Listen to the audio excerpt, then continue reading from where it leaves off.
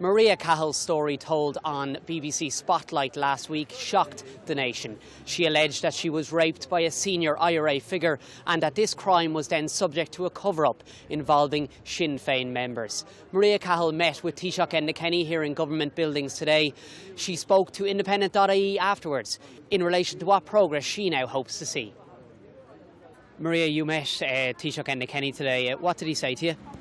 Well, he was very compassionate. He listened to the issue. I think he gets that it is and is a hugely significant issue if there are people out there who have abused children who have never been placed before a court of law and whose perpetration has been covered up and facilitated by the movement of them around the country. So it was a very productive meeting. It is upsetting when you have to retell your story again and again. But in fairness to Enda, that's exactly how a victim of sex abuse should be listened to. And it's in stark contrast to the abuse that I have taken from Sinn Féin members over the last week. And I actually think it is defamatory. And I will be meeting with my solicitor at some point with a view to issuing legal proceedings against those Sinn Féin members who I believe have completely defamed me. In the Dáil, Jerry Adams suggested that the Taoiseach should meet the individuals who interrogated you. Would you welcome such a meeting? Well, I'm just hearing it now. I actually think, yes, people should meet that man and those two women who placed me into a room with my sexual abuser and who allowed him to repeatedly tear strips off me by hurling insults. And I wish somebody would meet them and ask them a question from me.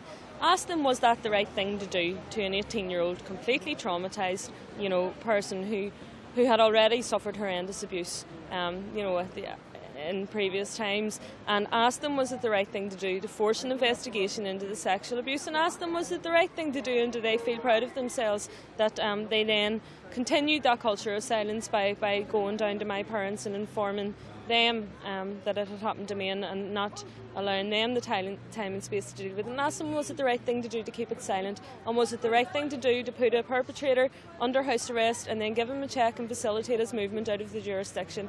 I think somebody should be asking those questions, and I think those people should have to answer them. What do you want to happen next? Where do you think things can go from here? I want Sinn Féin to admit that I have been telling the truth, and I think it's crucially now important that they do so, because I have been attacked viciously through the media by them, by their supporters, and not all of them, because I've also had contact from really good, decent people within Sinn Féin, and I am calling, I thank them for that, but I'm calling on those decent members of Sinn Féin to go back in within the party structures and say enough is enough. Somebody needs to just say Mairia was telling the truth about what happened to her. We believe her, and that's so crucial, because what's happening at the minute is victims are saying, well, we're not going to be believed if we come forward and they're completely traumatised, and I'm the person who is listening to them, and I just think they need the support and people should admit it. Mairia, thank you. Okay.